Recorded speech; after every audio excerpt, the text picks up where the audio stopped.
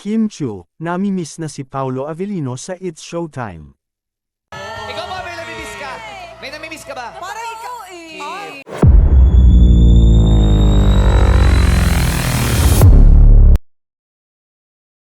Ngayong araw, nagkaroon na naman ng bunot si Chinite Princess Kim Chiu sa It's Showtime. Sa pinakabagong episode ng sikat na noontime show, isang tanong mula kay Vong Navarro ang naging sentro ng usapan. Nagtanong si Vong kay Kim kung may mga bagay o tao ba siyang nami-miss sa kasalukuyan. Ang tanong na ito ay tila nagdulot ng pag-aalangan sa aktres, at siya ay nagkaroon ng sandaling katahimikan bago magbigay ng tugon. Ayon kay Kim Chiu, medyo tila OA ang tanong sa kanya at nagpapakita ito ng hindi inaasahang pahayag. Ang kanyang reaksyon ay nagpapakita ng kanyang pagkabigla at posibleng pagdududa sa layunin ng tanong.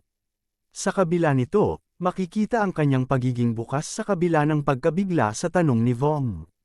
Ngunit sa gitna ng tila kakulangan ng kasagutan mula kay Kim, tila nagkaroon ng pagkakataon si Darren Espanto na ipakita ang suporta at malasakit bilang isang tunay na kaibigan.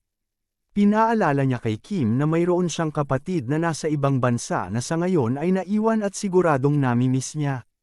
Ang simpleng pahayag ni Darren ay nagbigay diin sa kahalagahan ng pamilya at kung paano ito nakakaapekto sa ating emosyonal na estado. Lingid sa kaalaman ng karamihan, ang relasyon ni Kim Chiu at Paolo Avellino ay hindi na tulad ng dati. Dahil sa kanilang mga individual na proyekto at abalang schedule, bihira na silang makasama sa personal. Sa mga nakaraang taon, ang kanilang partnership sa isang serye ay naging dahilan upang magkasama sila araw-araw. Ngayon, dahil sa pagtaas ng kanilang mga responsibilidad at mga bagong proyekto, ang kanilang pagkikita ay naging bihira na lamang.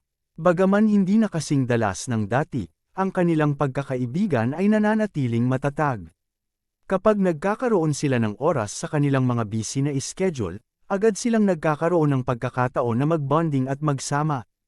Ang kanilang pagkakaibigan ay patuloy na lumalago sa kabila ng kanilang mga abalang buhay, at ito ay nagpapakita kung gaano nila pinahahalagahan ang isa't isa.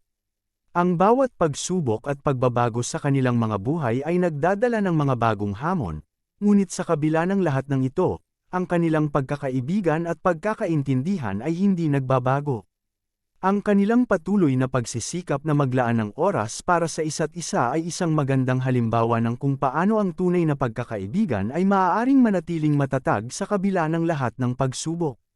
Sa makatuwid, ang mga pag-uusap na ganito ay nagpapakita hindi lamang ng personal na buhay ng mga kilalang personalidad tulad ni Kim Chiu, kundi pati na rin ang mga aspeto ng kanilang emosyonal na kalagayan na madalas na hindi nakikita ng publiko. Ang simpleng tanong na ipinahayag ni Vong Navarro ay nagbigay ng oportunidad upang ipakita ang tunay na nararamdaman ni Kim at ang suporta mula sa kanyang mga kaibigan. Sa huli, ang mga ganitong karanasan ay nagsisilbing paalala sa lahat na ang kahit nasa ilalim ng limelight, ang mga simpleng bagay tulad ng pagkakaibigan at pamilya ay may malaking epekto sa ating mga buhay. Sa pamamagitan ng mga ganitong pagkakataon, natutunan natin na ang tunay na kahulugan ng suporta at malasakit ay hindi nasusukat sa dami ng oras na magkasama, kundi sa kalidad ng relasyon at pag-intindi sa isa't isa.